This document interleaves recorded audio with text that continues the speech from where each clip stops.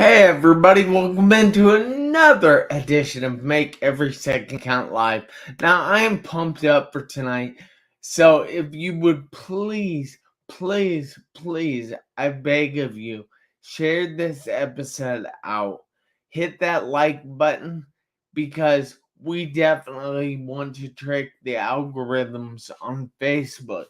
But if you could also tag people in the comments or share it to their wall, let them know that they need to be watching this too, because here on Make Every Second Count Live, we try to help you deal with what you are dealing with at the present moment by showing you that other people have done it too. So, with no further ado, I would like to introduce Oliver. Hey, Oliver, how are you doing tonight? Good. Thank you so much for having me on your show, Jeff. It's an honor. Yes, well, no problem. Thank you very much for taking the time out of your schedule to be here with me and my viewers. So, if you would like to go ahead and introduce yourself, I'm going to be inviting some people on my phone, letting them know that we have a killer guest tonight.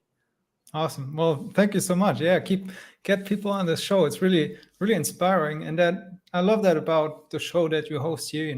Making every second count and helping people overcome adversity, because that's what we're all about with Evolve as well. So my name is Oliver Siegel. I'm the CEO and founder of Evolve, and I'll share a little bit about myself, my background. So I was born in Germany. That's why you hear an accent. And then after I completed high school, I had an opportunity to go to the United States, and I ended up becoming a U.S. citizen shortly after that. And so I lived in the Midwest for a little while, also in California. And recently, like just about 3 years ago, I decided though to go south of the border and spend some time in Mexico. That's where I'm broadcasting from right now. So I'm on the Pacific coast in Ensenada. That's where my office is located right now. And so yeah, I've lived in several places around the world. I speak German, I speak English, I speak Spanish a little bit. Spanish is difficult though; it's a hard language. But with this experience and my background as a filmmaker, as a personal trainer, I had a background in exercise science, and then also I was teaching kids computer science. So I was teaching them, coding, stuff like that. Based on that experience, I put all that together, and I've decided to build an app that helps people solve problems. So what we have a method that can help you solve any problem that you have. There's a step-by-step process, and the app facilitates that process. What you do is you post a problem, and then you can connect it to solutions that either you found or that other people helped you find. And this way we create a problem solution directory, really, right? So you can look up a solution to any problem. And I think that's something that doesn't really exist yet in the world, right? I mean, we have the World Wide Web, we have Google, you can find many answers to many questions, you can find lots of information, but we don't have anything dedicated yet to problem solving. And really, I think problem solving is a big aspect to making the world a better place and achieving your dreams and your goals and making your time here count. That's great. I really appreciate that. And I'm able to see that you are definitely living your best life now. But I happen to know personally that you're going to have to grow through something in order to get to where you are now. Now, I say grow through something because you often go through things, but you learn from those things, and that helps you grow and grow and grow and learn that you can deal with these things, that these things are only there to test you, and would they want to see how you're going to come out the other side. So, what exactly have you had to go through? Thank you so much for asking. Yeah, and that's I'll be honest with you. That's a tricky subject for me. I mean, I just mentioned my company, right? It's about problem solving, and problem solving I kind of discovered that a little bit through filmmaking and through my athletic background, because that's often about, challenging yourself and overcoming these adversities. And think about movies. We always watch about heroes that go through some difficult journey, some difficult transformation, some Yeah. process. So it's really important for me, and it's at the core of my work. But then when I have to share my own struggles and all of that, I get a little bit shy sometimes. And Well, you don't know be shy. We're not here to judge you. We're here to take what you have learned and expand on that so other people can use it. And I totally agree with that sentiment. Yes, and that's of course why I want to share it, right? And I wanna preface that overall, oftentimes I feel very fortunate. And I look around in the world and I look at some of the things that other people go through, and I'm like thinking to myself, wow, I've been really lucky. I've had a fortunate life, right? I was raised in developed countries, and I had the support and love of my parents. There was nothing major that I had to go through. Like a lot of people, they share their childhood trauma and things like that. The things that I've gone through, I can't complain, basically, right? And then that's where it really gets a little bit difficult for me, though, because, and it's paradox, but what do you do in a world where we value this sort of storytelling, where everybody's had to do a transformation, right? And everybody's had to have their hero's journey in some way. What do you do if you haven't really had anything outstanding? What if your life was just kind of like normal and meh, right? Yeah. And that take that, that's kind of what I feel is maybe an societal pressure of being somebody who overcomes adversity. Take that and combine it with my personal I guess tendency to feel sadness and depression from time to time, right? So, and then I really struggle to find meaning in life, and I feel like, well, what's this all about? Why even bother, right? And I can really be my own worst enemy there as well. Like my thoughts can downward spiral, and if I ask why too many times, I feel like it's almost like a glitch in the brain, that our brains evolved to do certain things and to find meaning in everything. But then we've built this civilization, this society where things are, well, oftentimes quite easy, right? We have all these technological developments. We don't have to go out and hunt our food anymore. So then we stay at our phones all day and our computers, like, oh well, what's the point here? And I've found that, in this question with the meaning of life, which of course is what lots of philosophies and religions often talk about. But what I found is that it really boils down to this, yeah, deep sense of aloneness that I have personally, and I think that some people share as well. Because at the end of the day, you and I, we can connect here and we can share, and that's great. And really cherishing that moment and that experience is fantastic. But then after some time, right, things will always end. At some point, we'll hang up this call, and that was it. And then we're back to just being our alone selves, just alone with our own consciousness, and that can be difficult in certain moments, right? And again, I'm very fortunate, and I have worked on my self-confidence and my self-worth and everything to make sure that I am comfortable being alone and hanging out by myself and not hating myself when I am alone in that space and everything. But then sometimes, I still struggle with loneliness and things like that. And especially if in those moments, if I reflect back on my past relationships, those that didn't work out, then yeah, I get quite sad. Yeah, I'm very sorry to hear that you get quite sad about those things. And I just want to say hi to Ben Bruce Chris Jr., who's watching us from Nigeria. And he says, Oliver, making a whole lot of sense. I feel you. And then we also have Gwen Cunningham in the house. I don't know where she's from, but I know her. And then we have Maria Papalia Meyer, who is watching from Massachusetts. And then we have Sean Siegel, who's watching from Columbus, Ohio. OH, buddy, OH. And then we have I'm not sure how to say that name, so I'm sorry. And Gwen says she's from Florida. So I know from talking to you before, Oliver, that you were talking a little bit about how you have these feelings of being unworthy of love. Can you explain that to me? And then how have you dealt with that? Yeah. Yeah, I'd be happy to. Thank you for pointing it out. Once again, it does go back around to, um, being alone with your consciousness and being alone in your mind. Of course, you can find ways to distract yourself, and I think in society and as people, we often like to distract ourselves by connecting with other people, right? By having relationships and all of that.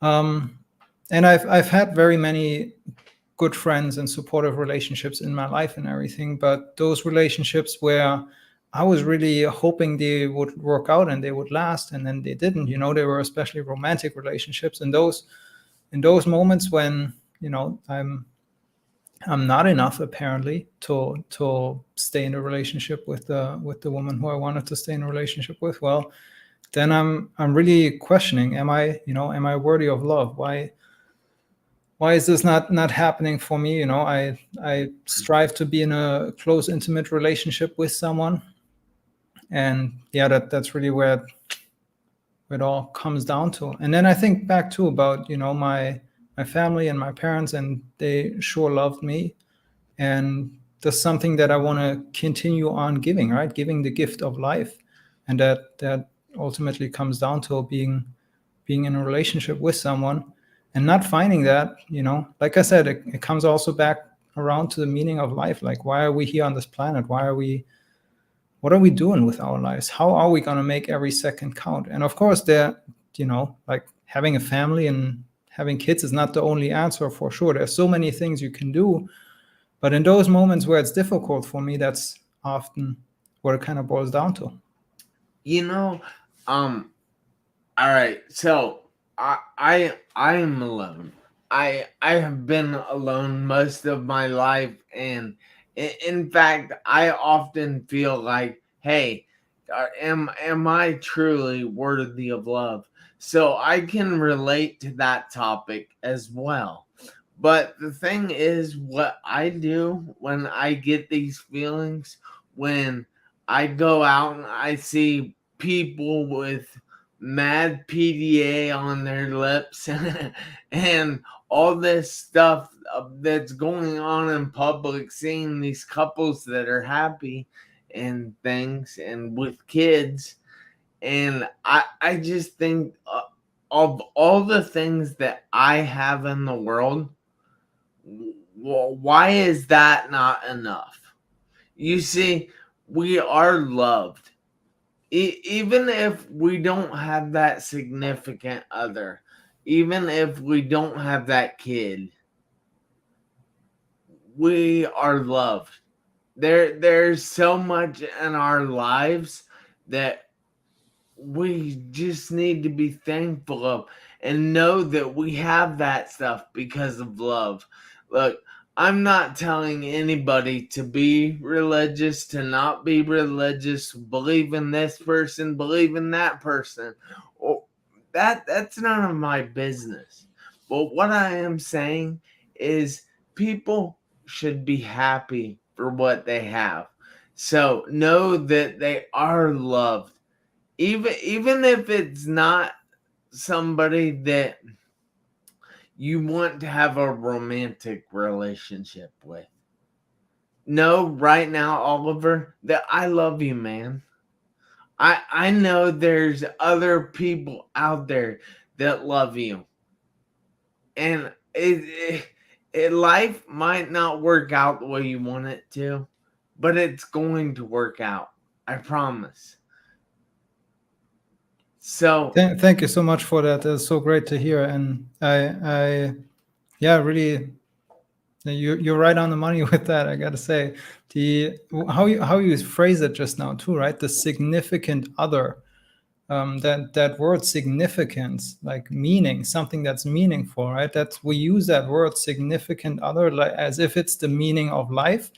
But you're totally right. It's so important to find, find gratitude, find appreciation, and find that in other things as well. Find value even in meaningless activities, and find beauty even in negative spaces. Really. And yeah, that is, I think at the end of the day, that is a brave thing to do as well, right? To stare into the abyss, face the abyss, and find ways to deal with it. And then that's where I think the hero truly rises, and You, where you find your power. each and every morning that I wake up, first thing I do, I don't check Facebook, but I do get on Facebook. You know why? Because I post on my wall telling everybody, telling myself, telling people around me, I am so thankful to be given today, and I will make it a great day. You see, life is not guaranteed for anybody. Like, you could be here now and gone in 3 seconds, in 2 seconds, in 1 second. It doesn't matter. Life is not promised, not guaranteed. It can be taken away in the blink of an eye. So it needs to be celebrated each day, each second you're alive. We need to make every second count. And Gwen here says that I'll show it. I'll put it up here on the screen. She says, "We are enough. Sometimes we are being prepared for that partner. Until until let's enjoy the process and count our blessings." Great conversation. Thank you so much, Gwen. I hope you can benefit from this, and I hope other people can benefit from this as well, because I know that Oliver here has really shown me that there is a lot to life, that we do need dreams, goals, and values, and those can help us along the way. But that's not everything. You see, there's so much more in life that we need to do, that we need to treasure, that we need to celebrate. And each and every second you can do that. Now, I have noticed something, Oliver. On this show with different guests all the time, and each one of them tells me the same thing, that they've had a great support system. They've had people around them that have cared about them, have helped them get through what they're going through. So, and I noticed that you said you have that too. So, who in your life has been your support system? Great question. Great question. I mean, what comes to mind immediately is my dad, with who I had a great conversation this morning. We, exchange and share our lessons learned. And same is true with my mom. I'm in touch with her a lot, and my brother as well. And I also have a good long-term friend from high school still, who I know since I've been 10 years old. I talk to him often and regularly. And really, that's if you ask me like that, then I feel extremely blessed for all the people who come to mind, and I could go on forever and ever now. And there's people who I met in San Diego, my friends from playing frisbee, and there's people in Germany, people in Michigan, my host family especially. They're always supportive. Yeah, I mean, it doesn't end. One of the things that I like to do is have people take out a piece of paper, and each day I want people to write down 3 things that three things or people or whatever that they're thankful for. And each day, write down three different things. Don't write the same thing twice. But then in like 30 days, you're going to have a book of 300, well, no, of 90 things that you were thankful for. And when you read that and you see those things that you are thankful for, that's going to help you see more things that you were thankful for. And that's going to help you see more things that you were thankful for. And that's going to help you see more things you were thankful for. And it's a giant wheel, and it's like a snowball running down a mountain. They start off small, but then they get big. And when you have all those things you were thankful for, how can you be anything but happy? How can you not celebrate every second when you see those things you are thankful for? I totally agree with you on that. It's so important. It really helps you rewire your brain for gratitude. And just like you said, once you train yourself to find the things that you're grateful for, find the positive things in life, it becomes that much easier each time. And also the feeling of gratitude and the feeling of love, they're quite related to me. And so then you really start to feel that love that was lacking all along, and that connection to other people, connection to nature and the universe, and just connection to life itself and love for life itself. Yes, that's amazing. One of my favorite quotes is Dr. Wayne Dyer. Now, I'll try to get this right because I always mess it up. But when you change the way you look at things, the things you look at change. So if you look for love, all right, you're looking for gratitude. If you're looking for things you have in your life that you are thankful for, and as you said, that's like love. So things you love. And then you're going to start to experience that love in your life. Exactly. And you know what comes to mind right now? Something that mentors taught me as well is to give the thing that you seek and lack the most. So if it is love or gratitude or whatever it is that you feel you're lacking, go out and support other people and give that to them, and that in turn tends to lift you up as well, and you lift up other people with that in the process. Yes. So, do you have any suggestions for other people that are trying to experience, say they're lacking in the love department, say they're lacking in they don't see the things they're thankful for. They don't see people in their life that they're thankful for. They don't see people trying to pull them up in life. Do you have any suggestions that might help people see that more? Yeah, sure. And I mean that's really what our technology is based upon too, right? It is a technology, so it kind of works standalone. It doesn't even require other people. It works better with other people.